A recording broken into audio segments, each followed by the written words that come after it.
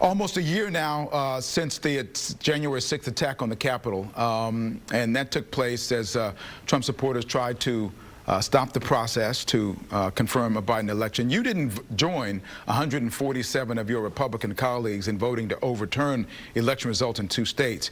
Your take on the process since then to get to the bottom of what happened. Have you changed your thoughts about any of it? No, I haven't. I mean, I still stand by my thoughts that I put out within days of January 6th. It was a horrible day. I'm still mad about it. I was very angry about it then. I was angry at the people who perpetuated it and to the lies that led up to it. And by lies, here's what I mean. The entire process that we were undertaking on January 6th, that Republicans did on this past January 6th, but that Democrats had done years before, it's an unconstitutional process. It is not what was intended by law. It is certainly not intended in the Constitution that a legislative body and the Congress can just overturn an election.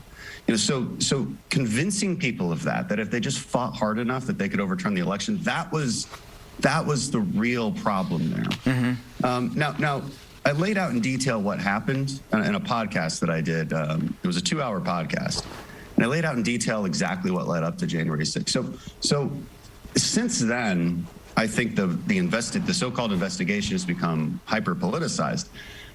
When you're having an investigation, when you form a committee to do an investigation, you have to have in mind what mystery you're trying to solve. And I don't know what mystery we're trying to solve here, really. I mean, what questions do we have unanswered? There were security failures, but those questions did get answered, and we passed bipartisan legislation to fund those security inefficiencies and issues within the Capitol Police. The Senate did finish a bipartisan investigation as well. So I always ask, what mystery are we trying to solve here? We know exactly what happened.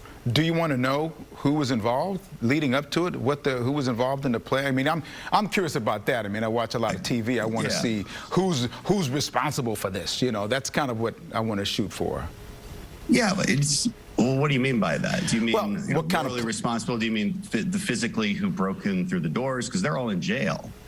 So when people say who's responsible, I'm not sure what you mean by that. I do not think that there was a pre-planned operation. Okay. I think it seems obvious that it was a riot that ensued from way too much emotion, and for all the reasons I stated earlier, and again that I go over in detail in 2 hours, sort of the psychology leading up to this. Right. I actually do not think that the people there intended to breach the Capitol until they got there. Got it. That's from all the evidence points to that fact that there was no pre-planning by this, and it's not as if the FBI and whatnot has not investigated this particular question. Again, they have all of these people in custody. Well, maybe not all of them, but we'll talk more about that. You know, we're going to talk more in our Newsmakers Extra about that. I want to continue that conversation with that. I know you'll join in. I want to find out more about that podcast too. That's and your book. You've been writing in your